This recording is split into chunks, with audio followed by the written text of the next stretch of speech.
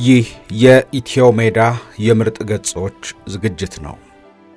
በዛሬው የምርጥ ገጾች ዝግጅታችን ከደርግ መስራችና አመራሮች አንዱ የደርግ ስርዓት ማክተምን ተከትሎ ለ30 ዓመት በጣሊያን ኤምባሲ በጥገኝነት የቆዩት ሌተናል ኮሎኔል ብርሃኑ ባይህ የህይወታቸውን ተሞክሮ ከጻፉበት ያልታሰበው የህይወቴ ፈታኝ ጉዞና የኢትዮጵያ አብዮት ተሳትፎዬ መጽሐፍ የመረጥንላችሁን ታሪክ እናቀርብላችኋለን። ይህ የምርጥ ገጾች ክፍል ስለ ጀነራል አማን ሚካኤል አንዶም ብዙም ያልተሰሙ ታሪኮችን፣ ጀነራሉን አስመልክቶ የጸሐፊው ገጠመኞችን፣ ጀነራሉ ከደርጉ አመራር ጋር የነበራቸውን እሰጣ ገባ ይዳስሳል። ውድ ቤተሰቦቻችን ዝግጅታችንን መከታተል ስትጀምሩ ቻናላችንን ሰብስክራይብ በማድረግ እንድትጀምሩ በአክብሮት እንጠይቃለን።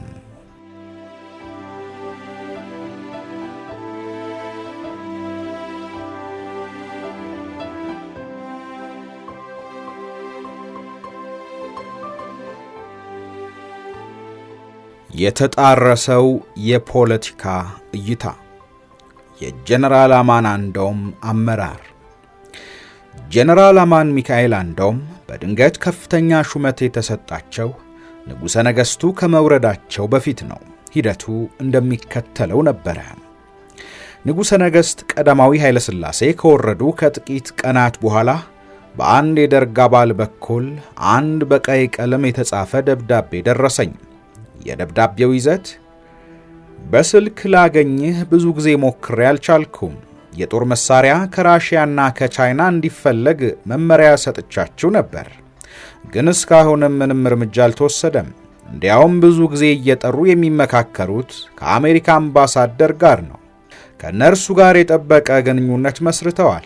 ስለዚህ ጉዳዩን በእናንተ በኩል በቅርብ መከታተል በጣም አስፈላጊ ነው። ዓለም አበበ የሚል ነበረ።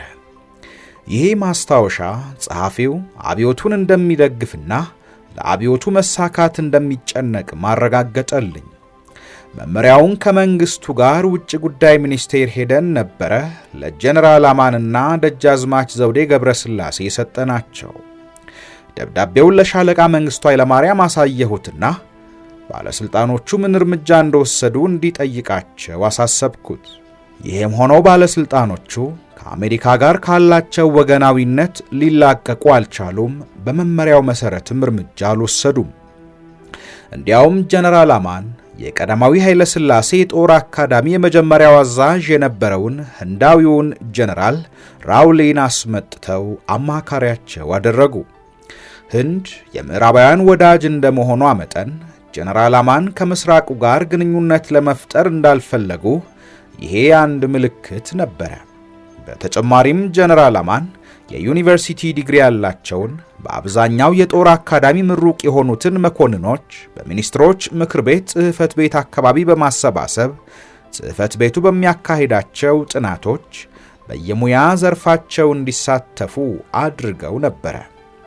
ይሄም ጀነራሉ የራሳቸውን ደርግ ለመመስረት እንዳቀዱ በአንዳንድ የደርግ አባሎች ዘንድ ጥርጣሬን አሳደረ። ይሄን መሳይ ጥርጣሬ ካደረባቸው አንዱ ሻለቃ መንግስቱ ሲሆን ጥርጣሬውንም እንደ ቀልድ ሲገልጽ፣ ሻለቃ አጥናፉ ደግሞ ጥርጣሬውን በይፋ ተናግሮ ነበረ። ጀነራል አማን ስለ ሶሻሊዝም ሲነሳ ለኢትዮጵያ የሚያስፈልጋት ኮሚኒዝም ሳይሆን እንደ እንግሊዝና ስዊድን አይነት ሶሻሊዝም ዌልፌር ስቴት ነው ይሉ ነበረ። ይህ አይነቱ አባባል ስር ነቀል ለውጥ በምንፈልገው ወገኖች ዘንድ ተቀባይነት ያለው አልነበረም። ነገር ግን ስለምናከብራቸውና ምንም ይበሉ ምን መሰረታዊ ግባችንን ለማሳካት ከመስራት ሊያግዱን እንደማይችሉ ስለምናውቅ ከእርሳቸው ጋር ክርክር ከመክፈት እንቆጠብ ነበረ። ስለ ኤርትራ ችግር ሲነሳ ደግሞ ይሄ በጣም ቀላል ነው፣ ፌዴሬሽኑን መመለስ ብቻ ነው። ፌዴሬሽኑን ከመለስንላቸው ሰላም ይሆናል። ከባዱ ችግር የሶማሊያ ጉዳይ ነው ይላሉ። ብዙዎች የደርግ አባሎች ስለ ፌዴሬሽን ምንም የሚያውቁት ነገር ስለሌለ ይህ አይነቱ አባባል ያሳስባቸው ነበረ። የሚያውቁት ነገር ቢኖር ፌዴሬሽን ጥሩ ስላልሆነ መፍረሱን ብቻ ነው። እንዲያውም ሻለቃ መንግስቱ ብዙ ጊዜ ፌዴሬሽን ለመገንጠል የመጀመሪያ እርምጃ ነው ይል ነበረ።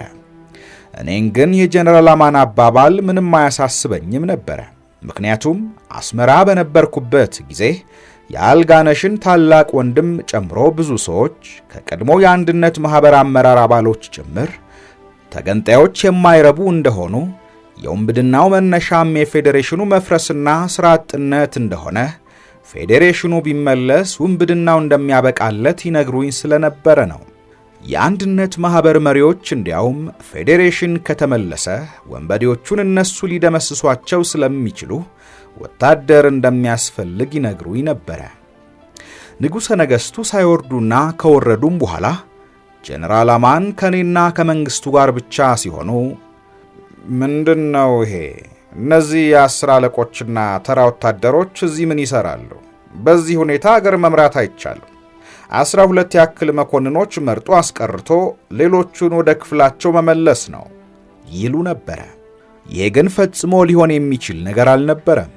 የጀነራሉ አስተሳሰብ እንዲህ በመሆኑ ይገርመን ነበረ። ምክንያቱም የደርግ አባሎች ከጦር ኃይሎች ልዩ ልዩ ክፍሎች የተመረጡ ናቸው። የጦር ኃይሉን ያልተቋረጠ ድጋፍ ማግኘት የተቻለውም በእነሱ አማካኝነት ነው።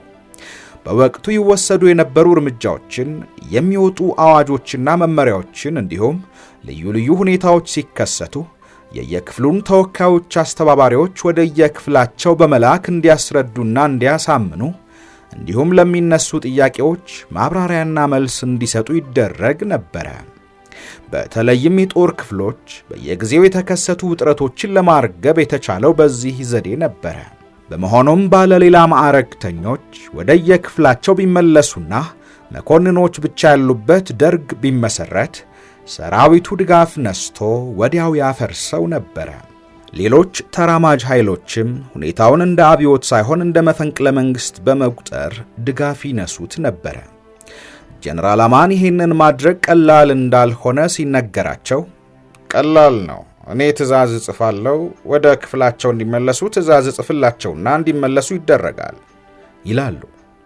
ይሄ ግን ፍጹም የዋህነት ነበረ።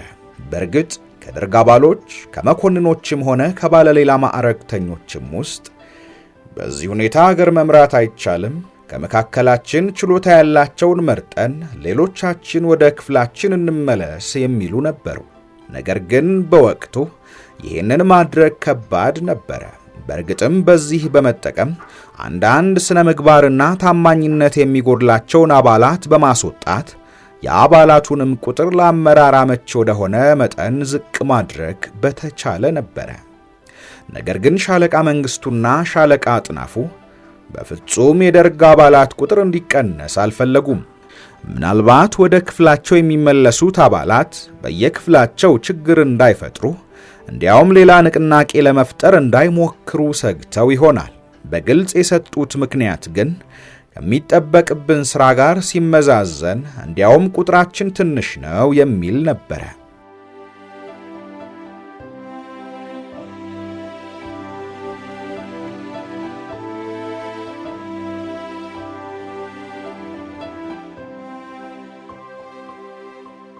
የደርግና የጀነራል አማን ቅራኔ። ጀነራል አማን አንዶም የሞቱት የመንግስት ሹማምንት በተገደሉበት ምሽት ነበረ። የእርሳቸው ሁኔታ ከመጀመሪያው ጀምሮ አስቸጋሪ የሆነ መጥቶ ነበረ።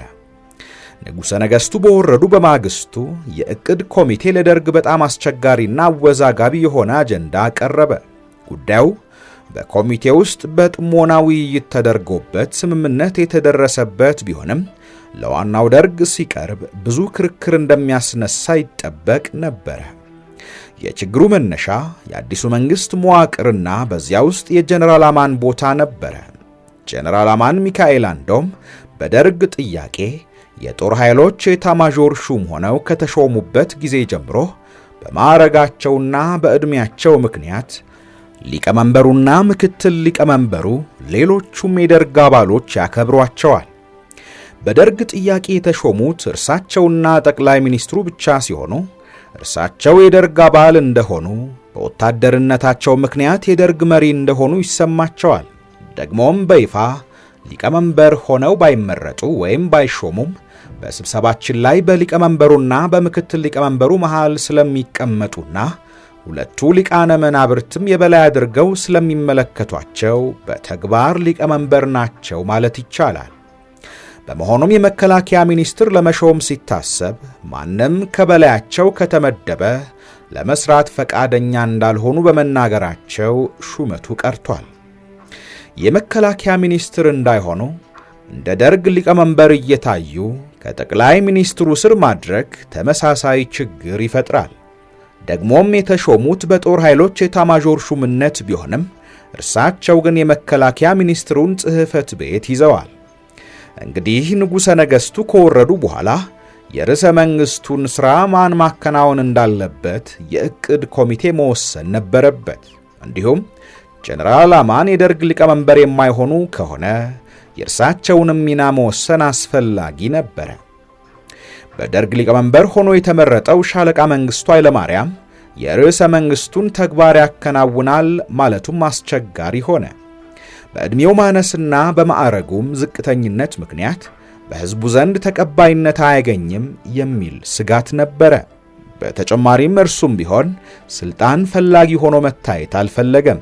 ስለሆነም የዕቅድ ኮሚቴ ያቀረበው የመፍትሔ ሐሳብ ጀነራል አማን ሊቀመንበር፣ ሻለቃ መንግሥቱ አንደኛ ምክትል ሊቀመንበር፣ ሻለቃ አጥናፉ አባተ ሁለተኛ ምክትል ሊቀመንበር እንዲሆኑ ነበረ። እንዲሁም የሚኒስትሮች ምክር ቤትን በቅርብ ለመከታተልና ለመቆጣጠር እንዲቻል ጀነራል አማን ምክር ቤቱን እንዲሰበስቡ ኮሚቴው ስምምነት ላይ ደርሷል። ነገር ግን የፕሬዝዳንትና የጠቅላይ ሚኒስትር ሹመት ቋሚ መንግሥት ሲመሰረት እንጂ ለጊዜያዊ መንግሥት ተገቢ አይደለም በሚል እምነት ጠቅላይ ሚኒስትር እንዲሆኑ አልተፈለገም ነበረ። መስከረም 3 1967 ዓመተ ምህረት ለደርግ የቀረበው ይህ የተወሳሰበ አጀንዳ ነበረ። ሻለቃ መንግሥቱ አጀንዳውን ሲያስተዋውቅ ጉዳዩን በሚገባ ያብራራ ቢሆንም በጣም ከባድ ውዝግብ አስከተለ። በተለይም ከባለሌላ ማዕረጎች መካከል የጀነራል አማንን የደርግ ሊቀመንበር መሆን የማይፈልጉ ብዙ ነበሩ። በመሆኑም ከሞላ ጎደል የሚከተለው ክርክር ተደረገ። እኛ ገና ስንቋቋም ሊቀመንበራችንን መርጠናል። አሁን ሌላ ሊቀመንበር አያስፈልግም። ሊቀመንበራችን ሻለቃ መንግሥቱ ኃይለማርያም ነው። ጀነራል አማንን የፈለግናቸው በሥራችን እንዲረዱን ብቻ ነው። የመከላከያን መስሪያ ቤት እንዲመሩ እንጂ እኛን እንዲመሩ አይደለም። ጎትተን አምጥተን እንዴት በራሳችን ላይ እንጭናቸዋለን? ይሄ በጣም አደገኛ ነው አለ አንዱ። ሌላው ደግሞ መመሪያችን ተሽሯል ማለት ነው እንዴ? መመሪያችን የሚለው ከሻለቃ በላይ ማዕረግ ያለው ማንም ሰው የደርግ አባል አይሆንም ነው። ስለዚህ መመሪያችን ተሽሯል ወይስ በለውጡ ምክንያት የጀነራል ማዕረግ ከሻለቃ በታች ሆኗል? እኔ የማይገባኝ ይሄ ነው አለ አንዱ በንዴት። አንዱ መኮንን ደግሞ ተነሳ። እኔ ይሄ የዕቅድ ኮሚቴ የሚሰራው ነገር እንደማይገባኝ ደጋግሜ ተናግሬያለሁ። ፍጹም ደስ አይለኝም። በራሱ የደርግ የበላይ ሆኗል። ትናንት ለደርግ ሳያሳውቅና ሳያስወስን ንጉሠ ነገሥቱን አወረደ። ይሄ በፍጹም ሊካድ አይችልም። ደርግ የተጠየቀው ሄዶ ንጉሠ ነገሥቱን ይዞ የሚመጣ ቡድን እንዲመረጥ ብቻ ነው። ሌላ የነገረን ነገር የለም። ቢነግረንም ለማሳወቅ ብቻ ነበር።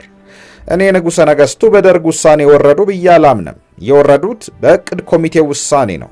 እንደ ሌላው ተራ ሕዝብ በሬዲዮ እንዳንሰማው የተነገረን በሬዲዮ ከመታወጁ ከአንድ ሰዓት በፊት ነበር።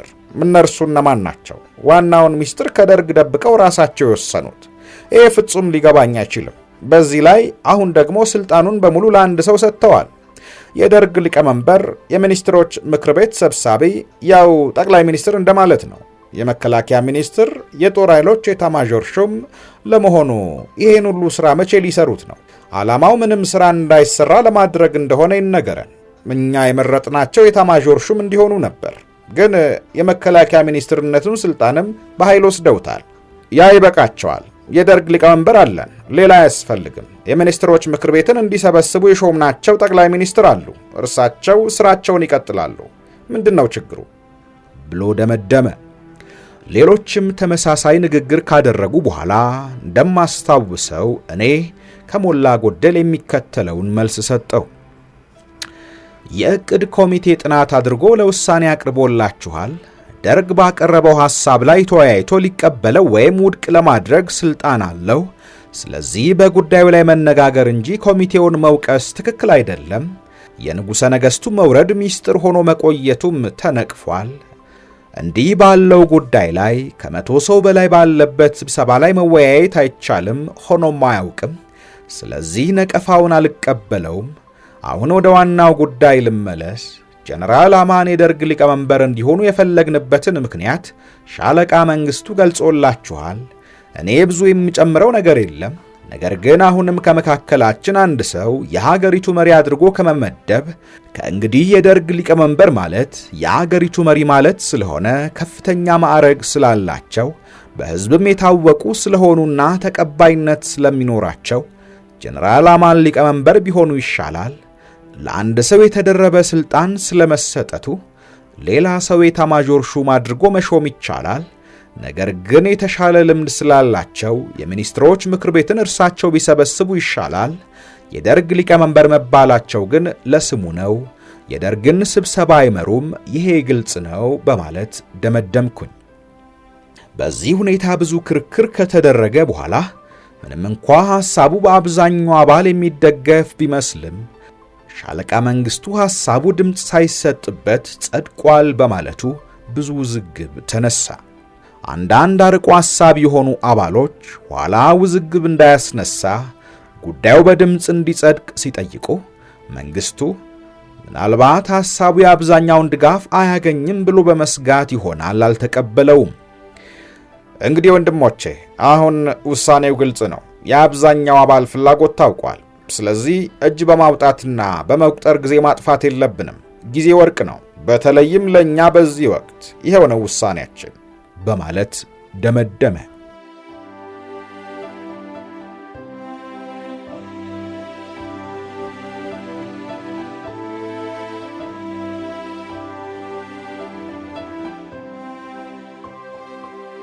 የጀነራል አማን የኤርትራ ጉብኝት። ጀነራል አማን የደርግ ሊቀመንበር ሆነው እንደተመረጡ የኤርትራን ክፍለ ሀገር ለመጎብኘት ሄደው ነበረ። የጉብኝታቸው ዓላማ ለሰላም አመች ሁኔታ ለመፍጠርና የሕዝቡን መንፈስ ወደ ሰላም ለመመለስ ነበረ።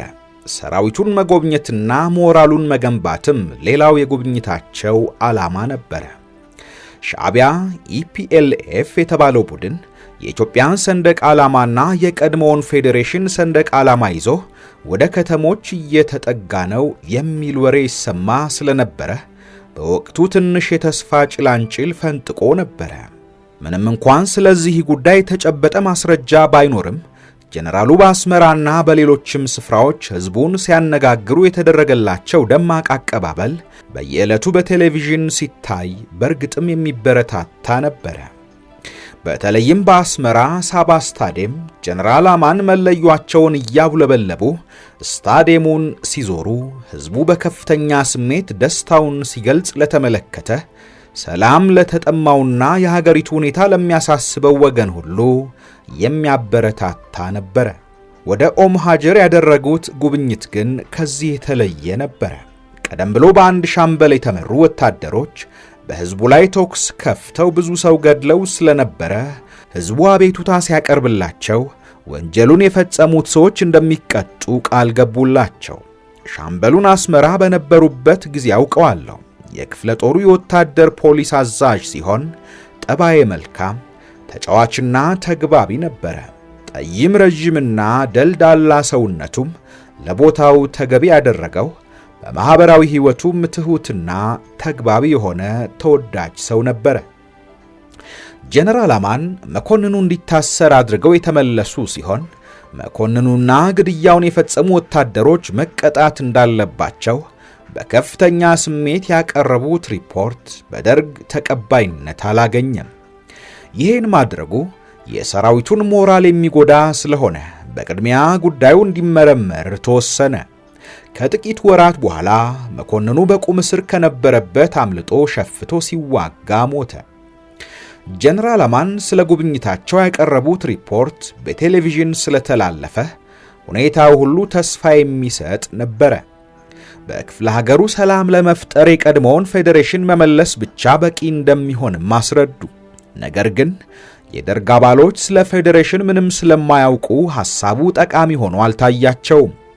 በተለይም ቀደም ብሎ ሻለቃ መንግስቱና ሌሎችም አንዳንድ ሰዎች ፌዴሬሽን ለመገንጠል የመጀመሪያው እርምጃ እንደሆነ የተናገሩትን በማመን ሐሳቡን እንደ ክህደት ቆጠሩት። እነ መንግስቱ ከጀነራሉ ጋር ሄዶ የነበረውን የደህንነት ቡድን ጠርተው ሲያነጋግሩት የኤርትራ ሁኔታ በጣም አሳሳቢ እንደሆነና ወንበዴው በመሳሪያም ሆነ በሞራል ከወገን ኃይል እንደማይተናነስ ነገራቸው። ስለዚህም የደህንነት ኃላፊው ኮሎኔል ተስፋዬ ወልደ ሥላሴ ራሱ ሁኔታውን እንዲያጠና ወደ ክፍለ ሀገሩ ተላከ። በዚሁ ጊዜ ወደ ኤርትራ የተላከው በደህንነት ኃላፊው የተመራው ቡድን ተመልሶ ጀነራል አማን ባሉበት ሪፖርቱን ለደርግ አቀረበ። የሪፖርቱ ዋና ፍሬ ነገር የኤርትራ ሁኔታ በጣም አሳሳቢ ስለሆነ አሁኑኑ ተጨማሪ ሰራዊት መላክ እንዳለበት የሚያሳስብ ነበረ። በዚህ ጊዜ ጀነራል አማን ሪፖርቱ የተሳሳተ ነው በማለት ኮሎኔል ተስፋዬን ተቆጡት። ከዚህ በኋላ ወደ ኤርትራ ተጨማሪ ጦር መላክ ያስፈልጋል ወይስ አያስፈልግም በሚለው ጉዳይ ላይ ክርክር ተጀመረ። የክርክሩ ሁኔታ ከሞላ ጎደል እንደሚከተለው ነበረ። ጀነራል አማን ኤርትራ ተጨማሪ ጦር መላክ አያስፈልግም፣ ሪፖርቱ በጣም የተጋነነ ነው፣ ይሄ ኮሎኔል የሚሰራውን የሚያውቅ አይመስለኝም፣ ይሄንን ሪፖርት እንዴት ነው ያዘጋጀኸው? ከማን ጋር ተነጋግረሃል? የከተማውን ወሬ ነው ሪፖርት ብለህ ያዘጋጀኸው? እኔ በቅርቡ እዚያው ነበርኩ። የወንበዴዎቹ ቁጥር በጣም ትንሽ ነው፣ ሰራዊቱን ሊቋቋሙት አይችሉም፣ አሁንም ሊያባርሯቸው ይችላሉ። እኔ ግን ጦሩ በጦር ሰፈሩ እንዲቀመጥና ዘመቻ እንዳይወጣ አዝዣለሁ። አሁንም ዘመቻ መጀመር የለብንም፣ ለሰላም አመቺ ሁኔታ መፍጠር አለብን። እኛ ከወደቀው መንግስት የተሻለን መሆናችንን ማሳየት አለብን። ሰላም እንደምንፈልግ ማሳየት አለብን። ጦሩ በሰፈሩ እንዲቀመጥ ያዘዝኩት ለዚህ ነው። አሁን ከዚህ ጦር ቢላክ ለሰላም የተፈጠረውን አመቺ ሁኔታ ያበላሸዋል። ከዚያ በላይ የእግረኛው ጦር በቂ ነው። ለማጠናከር 12 ታንኮች በተለይም ደጋውን የአስመራ አካባቢ ለመጠበቅ ቢላኩ በቂ ነው አሉ። በዚህ ጊዜ ሻለቃ መንግስቱ ጣልቃ በመግባት ጌታዬ፣ የደህንነቱን ቡድን ሁኔታውን እንዲያጠና የላክነው እኛው ነን። ስለዚህም ያቀረበውን ሪፖርት መቀበል አለብን። በእርግጥ በቅርቡ ክፍለ ሀገሩን ጎብኝተዋል። ነገር ግን የእርሶ ጉብኝት ዓላማና የደህንነት ቡድኑ ዓላማ የተለያዩ ናቸው። የእርሶ ጉብኝት ዓላማ ህዝቡን ለማረጋጋትና የሰራዊቱን ሁኔታ ለማየት ነበር። የደህንነቱን ሁኔታ በዝርዝር ለማጥናት እቅድ አልነበረዎትም። የነበረዎት ጊዜም ይሄን ለማድረግ አይበቃዎትም። ሌላ ብዙ ሥራ ስለነበረቦ ጊዜ አይኖሮትም። የደህንነት ቡድኑ ግን በተለይ ለዚህ ሥራ ብቻ ነው የተላከው። ሙያውም ይኸው ነው። የባለሙያዎቹን ሪፖርት መቀበል አለብን የሚለውም ለዚሁ ነው። እንግዲህ የባለሙያዎቹን ሪፖርት ከተቀበልነው የኤርትራ ሁኔታ አሳሳቢ መሆኑንና ጦር መላክ አስፈላጊ መሆኑንም ተቀብለነዋል ማለት ነው። ምን አይነት ጦርን ላክ የሚለው ብቻ ነው ሊያከራክር የሚገባው። እርሶ ታንክ ይላክ ብለዋል። እኔ እስከማውቀው ድረስ አገሩ ተራራማ በመሆኑ በአስመራ አካባቢና በቆላ ውስጥ ካልሆነ በስተቀር ለታንክ ውጊያ አመች አይደለም። ወንበዴዎቹ የሚገኙት ደግሞ በተራሮችና ሸለቆዎች ውስጥ ነው። ስለዚህ እግረኛ ጦር ቢላክ ነው የሚሻለው አለ። ቀጥሎ በስሜት የተናገረው ሻለቃ አጥናፉ ነበረ። ትክክል ነው። ጀነራል አማን ታንክ ይላክ ማለታቸው በጣም ገርሞኛል። ወንበዴ ለመውጋት እንዴት ታንክ ይላካል? በየጉድጓዱና በየገደሉ ገብተው እንዲቀሩ ነው? እግረኛ ነው መላክ ያለበት። በጎሬላ ጦርነት ታንክ ሲዘምት አይቼም ሰምቼም አላውቅም አለና አይኑን እያጉረጠረጠ ተቀመጠ። ተሳስታችኋል። እኔ ታንክ በየተራራውና በየሸለቆ ይሰማራል አልኩም። በቂ የእግረኛ ጦር ስላለ በታንክ ይጠናከር ነው ያልኩት። እኔ ያልኩት ጦር ከዚህ መላክ የለበትም ነው። ወንበዴዎች ቢያጠቁ በታንክ አሳዶ መደምሰስ ይቻላል። ሌላ የሚያስፈልግ ነገር የለም አሉ ጀነራል አማን። እኔም ጀነራሉ ኤርትራ ያለው ጦር በቂ እንደሆነና ተጨማሪ ጦር መላኮ የጀመሩትን የሰላም ጥረት እንደሚያሰናክለው እንዳመኑበት ታንክ ይላክ ያሉትም ብዙ ሰራዊት እንዳይላክ ለመከላከል እንደሆነ ገምቻለሁ። ነገር ግን አብዛኛዎቹ የደርግ አባላት በጥርጣሬ አይን ስለተመለከቷቸው በደርግና በሳቸው መካከል የከረረ ክርክር ቀጠለ። ብዙ መኮንኖች እየተነሱ ተቃወሟቸው። እግረኛ ጦር እንጂ ታንክ መላክ እንደሌለበት ተከራከሩ። እርሳቸውም በንዴት ፊታቸው መለዋወጥ ጀመረ። ከሞላ ጎደል እንደሚከተለው ተናገሩ። እኔ እኮ የ20 ዓመት ልምድ ያለኝ ጀነራል ነኝ። ሁኔታውንም ከማንም የበለጠ አውቀዋለሁ። እኔ ሲቪል ወይም ተራ ወታደር አይደለሁም የምትሉት ሁሉ ትክክል አይደለም። በመጀመሪያ ነገር ቀደም ብሎ የተገለጸው የደህንነት ስጋት እጅግ በጣም የተጋነነ ነው። ሁለተኛ እዚያ በቂ ጦር እያለ ከዚህ ተጨማሪ ጦር መላክ አስፈላጊ አይደለም። ታንክ እንዲላክ የተስማማሁት ለሞራል ጥሩ ይሆናል በማለት ብቻ እንጂ ለውጊያ አስፈላጊ ሆኖ አይደለም። ስለዚህ ታንክ ብቻ ልካለሁ፣ ሌላ ምንም አያስፈልግም። ደግሞም የጦር ኃይሎች ኤታማዦር ሹም ስለሆንኩ መወሰን ያለብኝ እኔ ነኝ። ይሄ የፖለቲካ ውሳኔ ጉዳይ አይደለም። ይሄ የፖሊሲ ጉዳይ አይደለም። የስትራቴጂ ጉዳይ እንኳን አይደለም። የስልት ጉዳይ ስለሆነ ደርግ በስልት ጉዳይ መግባት የለበትም። እንዲያውም እኔም እንኳን መወሰን ያለብኝ ጉዳይ አይደለም። የክፍለ ጦሩ አዛዥ ነው መወሰን ያለበት። የክፍለ ጦሩ አዛዥ ተጨማሪ ጦር እንድልክለት አልጠየቀኝም። ጣልቃ ገብቶ ተጨማሪ ጦር መላክ አለበት የሚለው ይሄ ቡድን ነው። ክፍለ ጦሩ ተጨማሪ ጦር እንደሚያስፈልግ ካመነበት ይጠይቀኝና ከዚያ እኔ እወስናለሁ አሉ። አሁን ጀነራል አማንና ደርግ ተፋጠጡ። ሁኔታው ምን አቅጣጫ እንደሚይዝ ግልጽ አልነበረም። ቀደም ሲል የደርግ ሊቀመንበር ሆነው ተሹመው ስልጣን ሁሉ ደርበው ያዙ የሚል ተቃውሞ በተነሳ ጊዜ እንደገና ቃል አቀባይ ተብለው ሲሻሩ ተቀየሙ። ከመንግስቱ ጋር ወደ ቢሮአቸው ሄደን ካነጋገርናቸውና ስህተቱም ከታረመ በኋላ ሁኔታውን ረስተውት በእሳቸውና በደርግ መካከል የነበረው ግንኙነት ወደ ቀድሞ መልካም ሁኔታ የተመለሰው በብዙ ችግር ነበረ። አሁን ግን ፍጥጫው ከባድ ችግር እንዳያስከትል አስግቶኛል። መንግስቱና ብዙ አባሎች ግን ሁኔታው ያሳሰባቸው አይመስሉም። ወጥረው ያዟቸው፣ ግራ አጋቧቸው። ክርክሩ ይበልጥ እየተጋጋለ ሄደ። ከሞላ ጎደል እንደማስታውሰው እንደሚከተለው ቀጠለ። በዚህ ጉዳይ ስምምነት ላይ ምንደርስ አይመስለኝም። ስለዚህ በድምፅ ብልጫ መወሰን አለበት አለ ሻለቃ መንግስቱ። አዎ የሚል ድምፅ ከየአቅጣጫው አስተጋባ። እግረኛ ጦር ይላክ የምትሉ እጃችሁን አውጡ አለ ሻለቃ መንግስቱ። ከጀነራሉ በስተቀር ሁሉም እጅ አወጣ መሰለ። እጅ ተቆጠረና ተመዘገበ። የጀነራሉ ፊት ጉበት መሰለ። እግረኛ ጦር መላክ የለበትም የምትሉ እጃችሁን አውጡ አለ ሻለቃ መንግስቱ። 3 እጆች ብቻ ወጡ። የጀነራሉ፣ የሻምበል ሚካኤል ገብረ ንጉስና የፒቲ ኦፊሰር ሚካኤል አንዶም። 3ቱም የኤርትራ ክፍለ ሀገር ተወላጆች ናቸው። እኔ በሁለቱም ወገን የነበረው ክርክር ስላላረካኝ እጄን ለማውጣት አልፈለግኩም። ነገር ግን በደርግ ውስጥ እጅ አለማውጣት የሚባል ነገር የለም። ይሄ ቀደም ብሎ ተወስኗል። ከሁለት አንዱን መምረጥ ግዴታ ነው። ድምፅ ታቅቦ የሚባል ነገር አይታወቅም፣ ሊታወቅም አይፈለግም። ሁሉም ሰው አቋም መያዝ አለበት። የቱን መደገፍ የቱን መቃወም እንዳለበት መወሰን አለበት።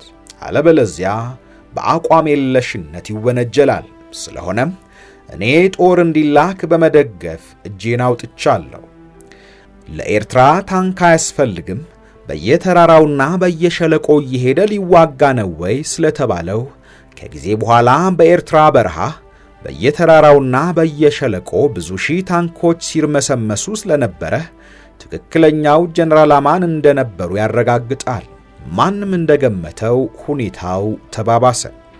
ጦር ወደ ኤርትራ እንዲላክ ተወስኖ ጀነራሉ ወደ ጽሕፈት ቤታቸው ከሄዱ በኋላ ስብሰባው ቀጠለ። አንዳንድ አባሎች በተለይም ባለሌላ ማዕረጎች መናገር ጀመሩ። ውይይቱ ከሞላ ጎደል እንደሚከተለው ነበረ። የኚህን ሰውዬ ሁኔታ አልወደድኩትም። ማን ለዚህ ደረጃ በቃቸውና ነው አሁን እንደዚህ የሚሆኑት? ያ መንግስት እንደ ሰባራ ጣሳ የትም ጥሏቸው አልነበረም እንዴ? እኛ አይደለንም ከወደቁበት አንስተን ለዚህ ደረጃ ያበቃናቸው? ይሄ ነገር በጥሞና መታየት አለበት። አደጋ ይታየኛል አለ አንድ የበታች ሹም። ይሄን ጊዜ አጥናፉ የአምሳ አለቃ ያልከው ትክክል ነው፣ እሱ ቀደመኝ እንጂ እኔ ልለው የነበረው ይሄ ነበር አለና ተነሳ። በመቀጠልም እኔ መጀመሪያ የሚሾሙ ሲባል ተቃውሜ ነበር። እነ ሻለቃ መንግስቱና ሌሎቹ ከ3ኛ ክፍለ ጦር የመጡት ናቸው ኮዳት ራሱ ቂጣ ቁርሱ እያሉ እንዲሾሙ ያደረጉት። እኔ ስለሳቸው ባለኝ መረጃ መሰረት የማውቀው ግን ንክና እብሪተኛ መሆናቸውን ነው። እኔ የማውቀው ሻለቃ በነበሩበት ጊዜ በአንድ ግብዣ ላይ የእንግሊዙን አምባሳደር ሚስት በኃይል ለመቀማት ሞክረው ከማዕረጋቸው ዝቅ ብለው እንደነበረ ነው። ግን እኔ ይሄን ብናገር ማን ያዳምጠኛል? የ50 አለቃው እንዳለው ያ መንግስት እንዳሮጌ ጣሳ ወርውሮ ጥሏቸው ነበር። ከወደቁበት አንስተን ሰው ብናደርጋቸው ብንሾማቸው ራሳችን ላይ ወጡ። ይገባናል። እንዲያውም ሲያንሰን ነው። መፍትሄ መፈለግ አለብን። እኛ ከምንነግራቸው በስተቀር ምንም እንዳያደርጉ መቆጣጠር መቻል አለብን አለና ተቀመጠ።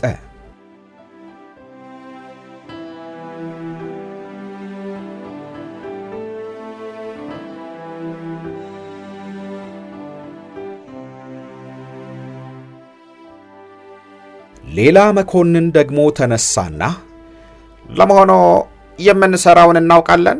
አይመስለኝም። እዚያ ሚኒስትሮች ምክር ቤት ጽሕፈት ቤት እኮ ሌላ ደርግ መስርተዋል። እኛ ነን እንዲህ እንዲያደርጉ ያደረግናቸው።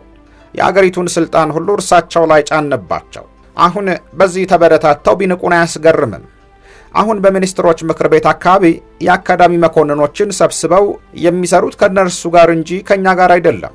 ስለዚህ የሰበሰቧቸውን መኮንኖች መበተን አለባቸው። መጀመሪያ ነገር ሌላ ደርግ እንዲመሰርቱ ማን ፈቀደላቸው? ይሄ ተንኮል ነው።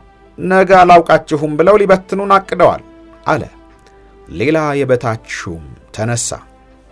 እኔ የደርግ ሊቀመንበር ከውጭ እናምጣ ሲባል ተቃውሜ ነበር። የመረጥነው ሊቀመንበር አለን፣ ሌላ መምረጥ አያስፈልግም፣ አደገኛ ነው ብዬ ነበር። አሁን የፈራሁት ደረሰ። ሰውየው ራሳቸውን አንቱ ብለዋል። መጀመሪያ ከፊታችን በቀረቡበት ጊዜ ትሁት ያልነበሩትን ያክል አሁን እኛን ከምንም አይቆጥሩንም። እንዲያውም አሁን ያለ እርሳቸው ምንም ማድረግ እንደማንችል ቆጥረውታል። የአገሪቱ መሪ እርሳቸው እንጂ እኛ እንዳልሆንን አድርገው ነው የሚቆጥሩት። እኛ ከሚገባቸው በላይ ስለሰቀልናቸው ሕዝቡም እሳቸውን እንደ መሪን እያያቸው ነው። እኛን ማን ያውቀናል? ስለዚህ እርሳቸው መሪ እንዳልሆኑ መሪው ደርግ እንደሆነ ለሕዝቡ መንገር አለብን። ይህንን ለሰራዊቱም ማሳወቅ አለብን። አለበለዚያ ሰራዊቱ ከኛ ነጥለው ይወስዱታል አለና ተቀመጠ። ሌላ የበታች ሹም ተነሳ። አሁን ማድረግ ያለብን ሌላ መሪ እንዳለን ማሳየት ነው። ሻለቃ መንግስቱ ጦሩን ያነጋግሩና በቴሌቪዥን ይተላለፍ። ከዚያ ህዝቡ ጀነራል አማን ብቸኛ መሪ አለመሆናቸውን ያውቃል። ሰራዊቱ ማንን እንደሚደግፍም እናውቃለን። እብሪታቸውም ይበርድላቸዋል።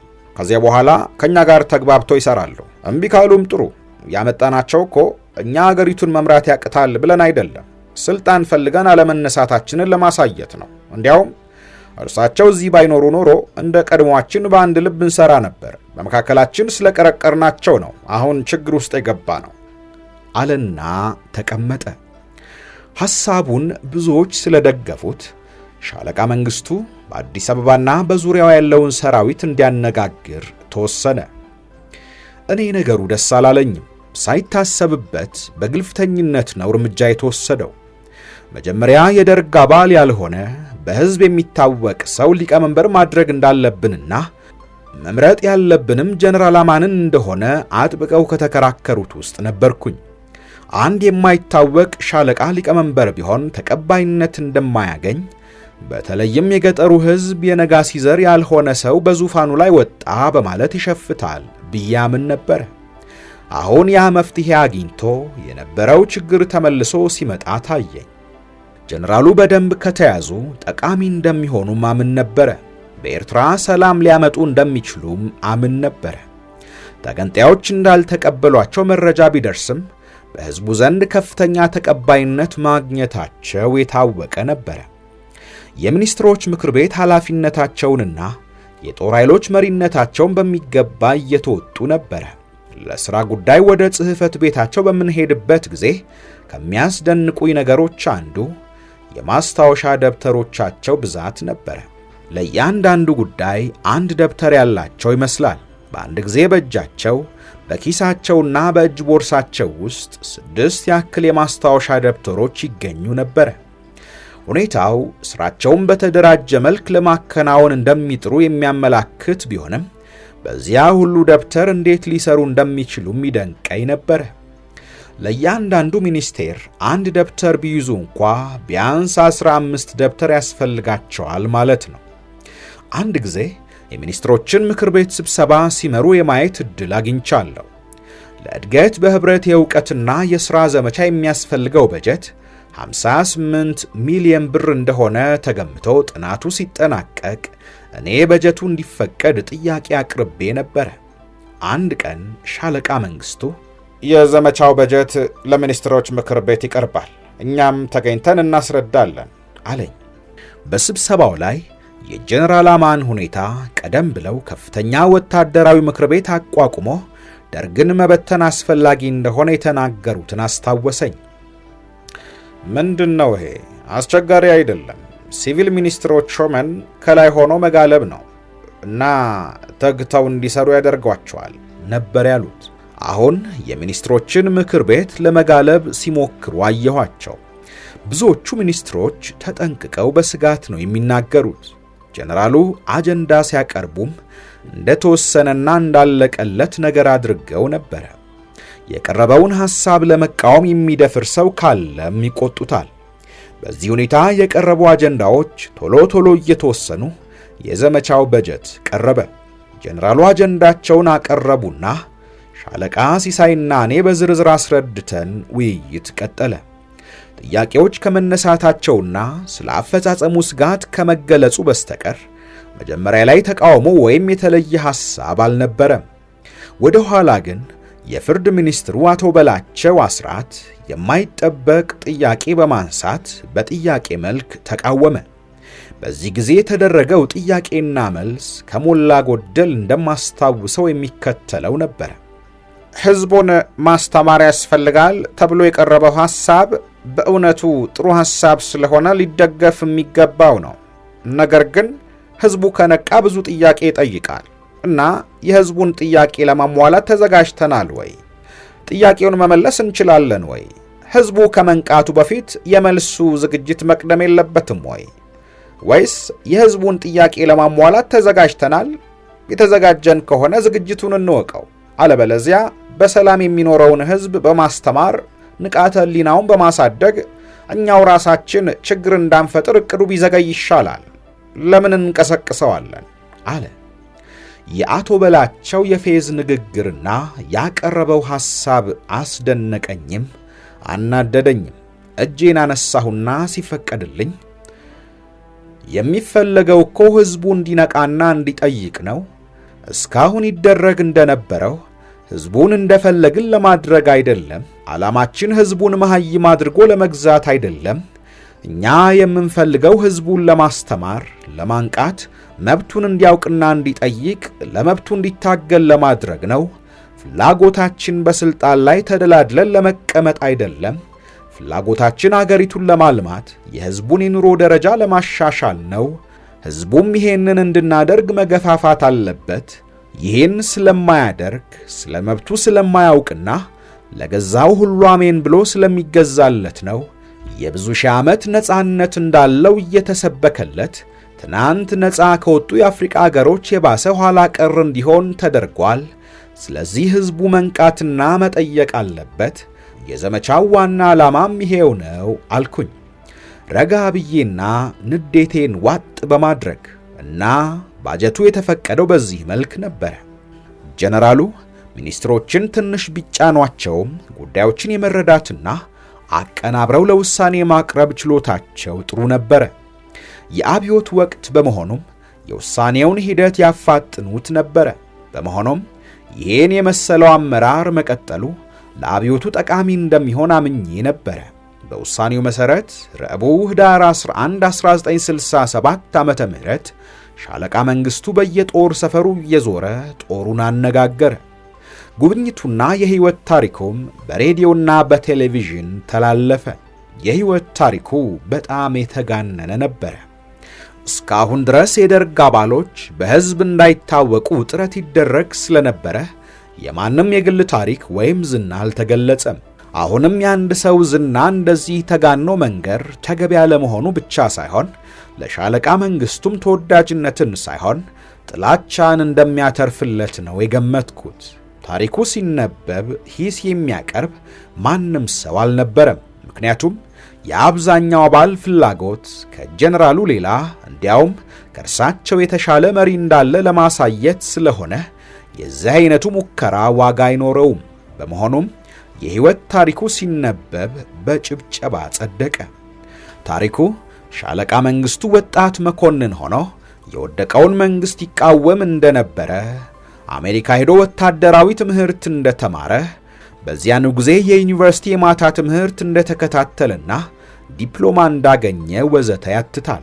በተጨማሪም የሶስተኛ ክፍለ ጦር አዛዥ የነበሩት ጀነራል ኃይሌ ባይከዳኝ በግል ማህደር ውስጥ መኮንኑ አድመኛና በጣም አደገኛ ስለሆነ መንግስት ለመገልበጥ ከመሞከር ወደ ኋላ ስለማይል ጥብቅ ክትትል ሊደረግበት ይገባል ብለው እንደጻፉ ያትታል። ጀነራሉ ሰውን የመመዘን ትልቅ ችሎታ ነበራቸው ማለት ነው።